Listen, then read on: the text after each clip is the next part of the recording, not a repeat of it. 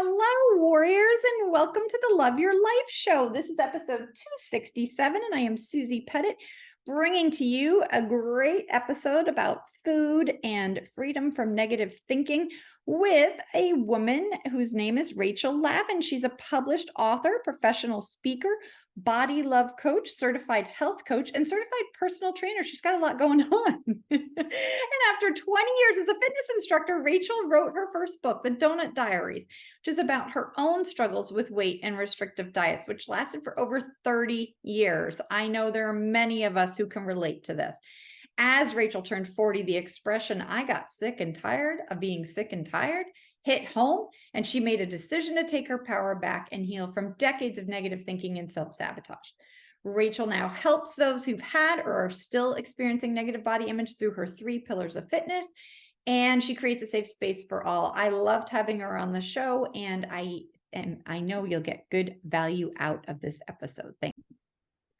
All right, and hello, Rachel. Welcome to the Love Your Life show. Thank you so much for having me, Susie. I am so glad you're on this show. I want to dive all into how you got doing to what you're doing, because I think so many listeners will be able to relate to what you're saying personally, or that they have watched one of their loved ones struggle. So can you give us a brief overview to telling us how you got to be doing what you're doing and writing the book that you wrote? Of course. Well, it's such a personal journey for me. My book is my own story of literally having such a feeling of betrayal and hatred for my own body for most of my life, because I just couldn't sustain that tiny, thin size 0 that all women are supposed to be. And when I turned 40 years old, I realized that I am so exhausted from fighting with myself that I just want to be happy. And I had to start figuring out what that looked like. And what I came to find is that it started from the inside out. Like, I had been punishing myself my whole life. And, the result of that was restrictive dieting and not really being able to have relationships with people and just not being a really good person, because I was always so here in my mind about my body. And at 40, I was just like, I am so done with this. I want to be happy. I want to enjoy the rest of my life.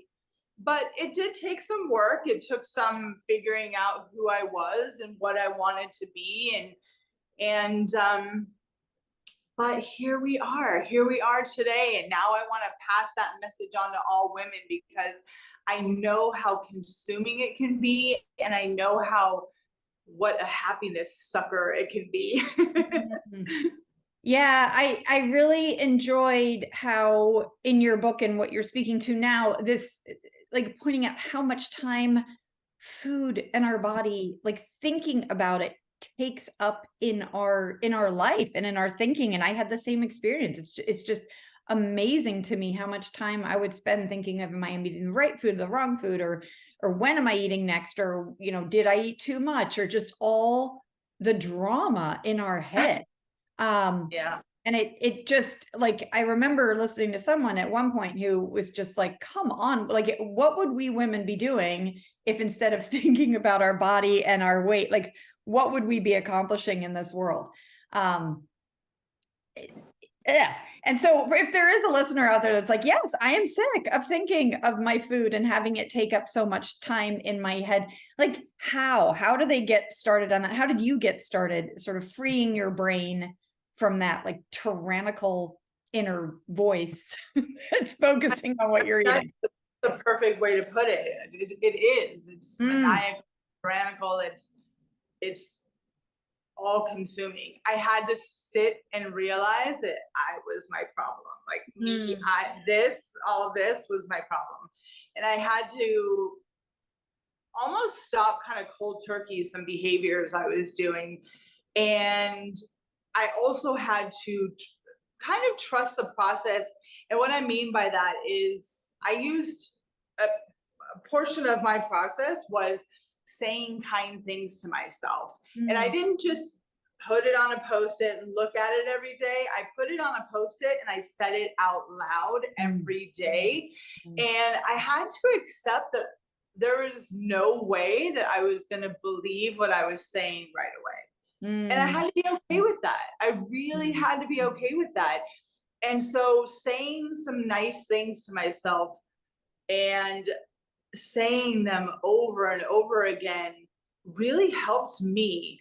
And the other thing that I love to tell women is that I'm not even sure how much we realize we're doing this, Mm. but giving our power away in the sense of asking other people what they think of our bodies. Ah. And I had to stop that cold turkey. I literally stopped asking anyone and everyone, how do I look? Am I fat? All the things that used to just come out of my mouth without even really being conscious of it, I just stopped. I stopped. And that made me realize how much of myself that I really didn't know because I was depending on other people to tell me. And it was just Mm. a enlightening kind of time for me to realize that. Yeah. Oh, that's so interesting because I work a lot with sort of the good girl, be the good girl, and our people pleasing tendencies of how we do look outside of ourselves sort of confidently, like with our inner, like who are we and what are we doing, not related to our body weight, but just like, am I making the right career choice? Am I being a good enough mom? Am I, but also to bring attention to how we're doing that with our body, because for sure we are. Do I look fat in this? And also the judgment of other women and like, am I bigger than her or smaller than her? And that sort of external gaze, turning it more to an internal gaze.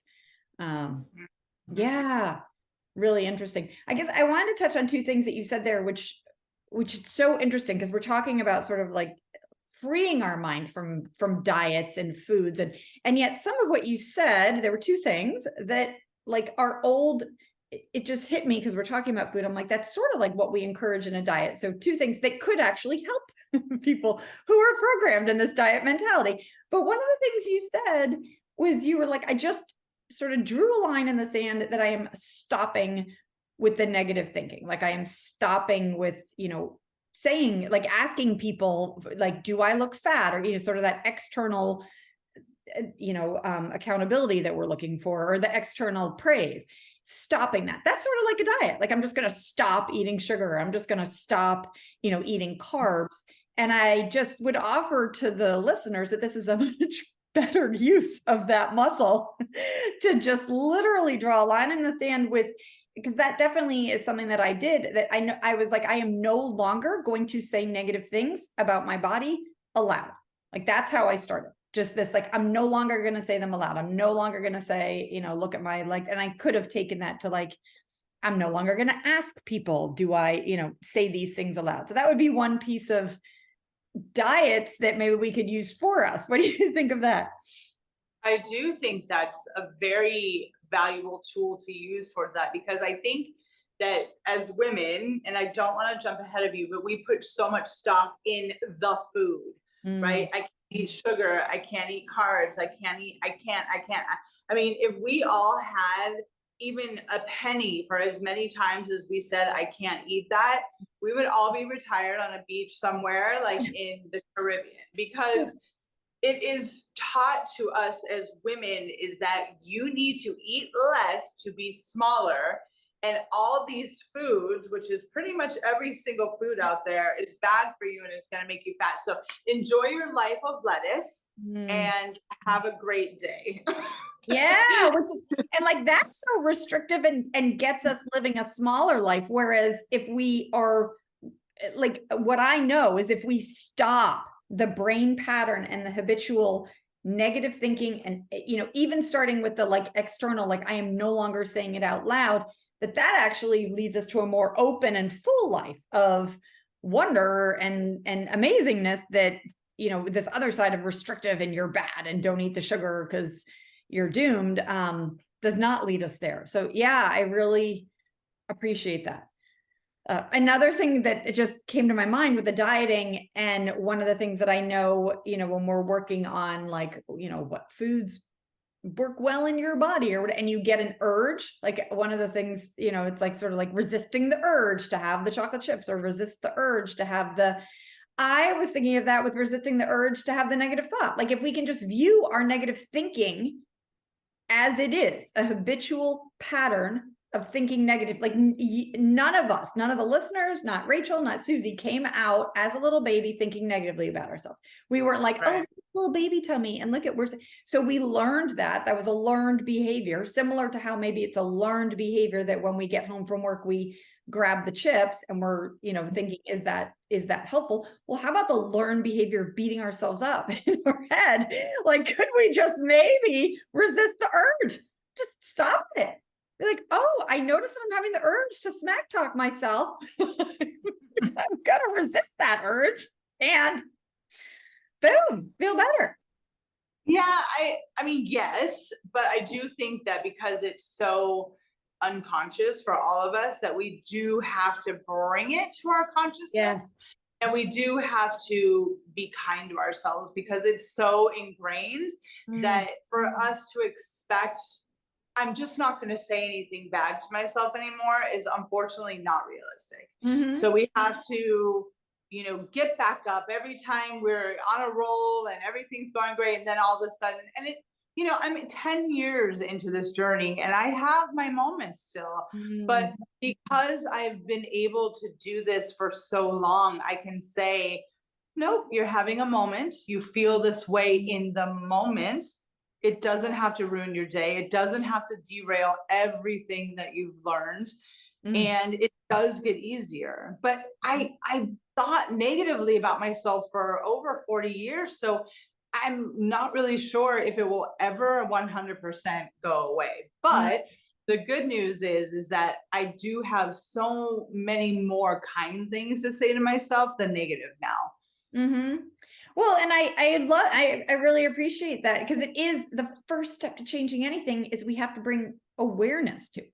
We have to bring, mindfulness to it and just be aware of, like, what is that negative voice in our, like, how negatively do we speak about our body? How do we ask people out? I mean, that would be a place for listeners to think, like, do I ask other people for opinions about my body? Am I saying, like, how much of this am I saying out loud? And again, that is similar to a lot of the habits that we poor women have gotten into with awareness around food.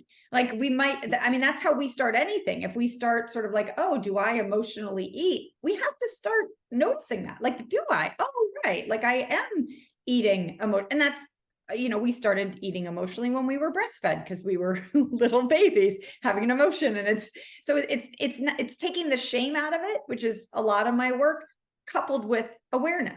And this sort of, let's start there. And yes, I do talk negatively about myself a lot. And as both of us know, any small step towards that is going to make progress.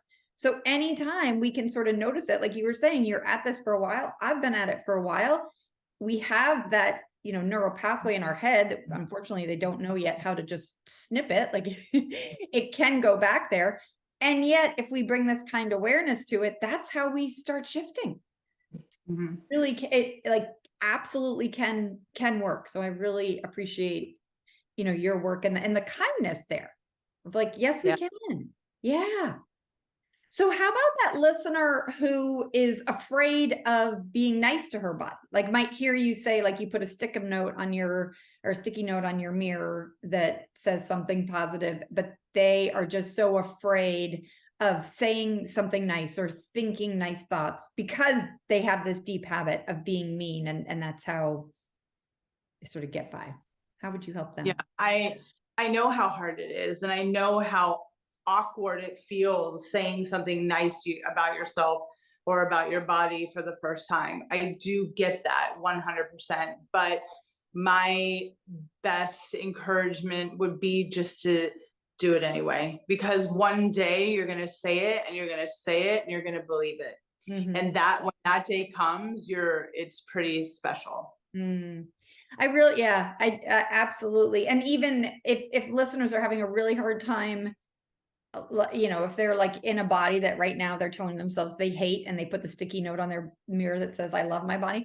I like adding a little joiner in there. Like, I look forward to the day when I love my body, or like just sort of some looseness in our brain. Like, I can't wait until I love my body, or I hope someday to love my body, is better for our brain and our brain health than I hate my body.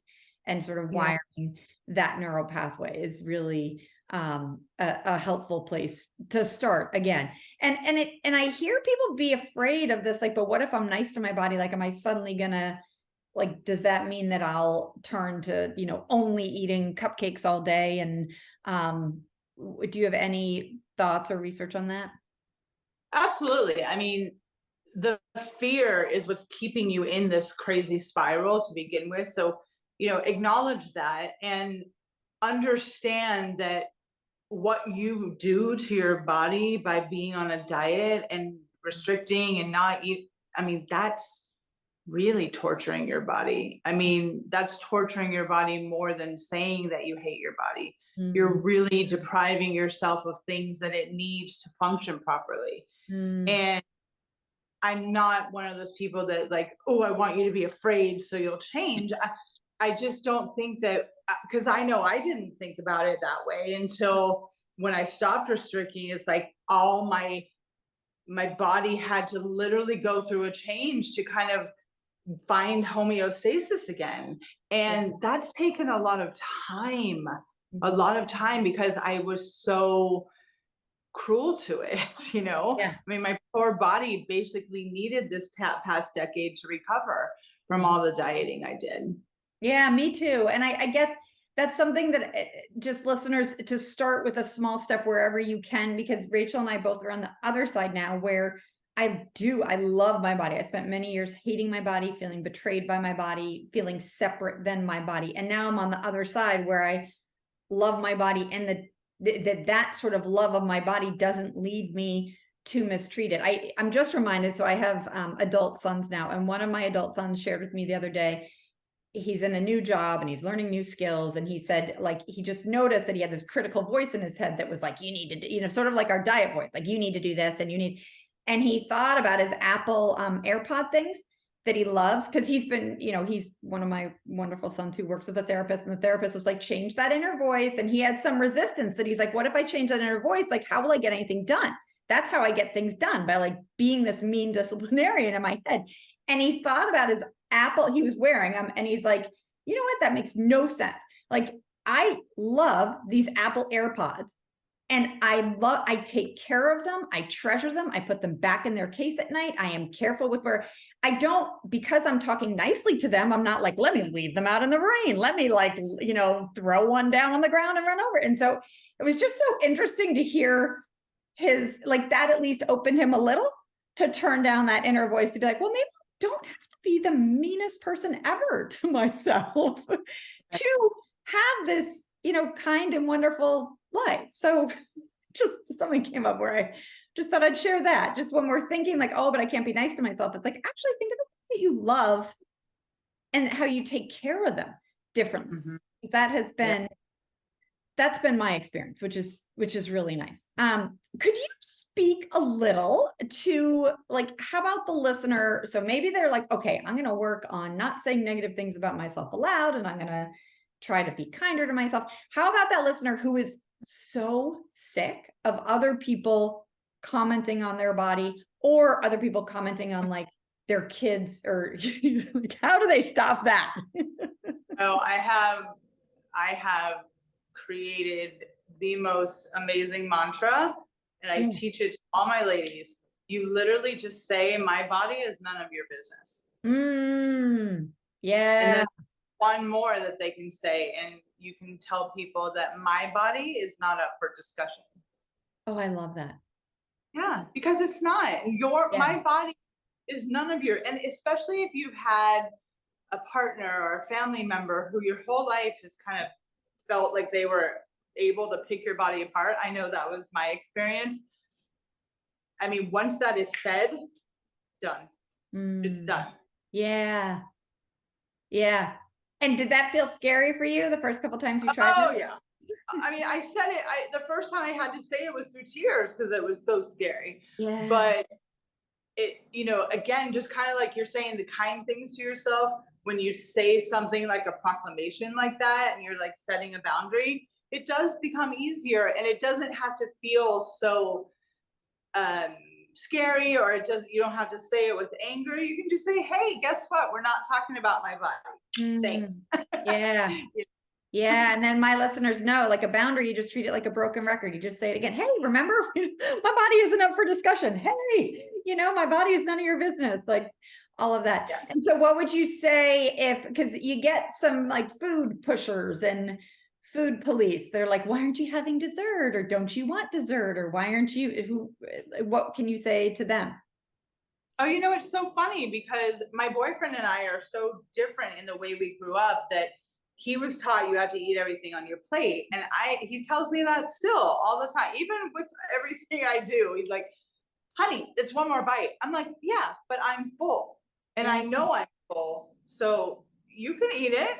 Yeah. But it's so interesting that mentality is so different, Mm-hmm. Yeah. Again, just reiterating boundary, like you said. Well, and my food isn't any of my business or your business and just continuing to stick up for yourself. What I also like what you shared there is you weren't taking that personally. That's one of the things that, when people are pushing food on us or saying like, this also comes up with alcohol, like, why aren't you drinking tonight? Or why aren't you finishing all the brownies with me anymore? That sort of thing. It's what you did there with your boyfriend is you sort of like lifted up and observed, and you're like, yeah, you weren't taking it personally, like, and in that like defensive, like, oh my gosh, right, I must have that last bite. You're like, oh, he has reasons for why he's saying this. In the same way that someone's like, why aren't you drinking wine with me any night anymore?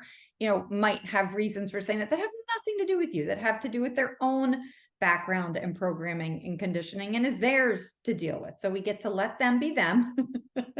Yeah, I tell my women, and I'm sure you tell yours all the time, the most important word in your vocabulary should be no.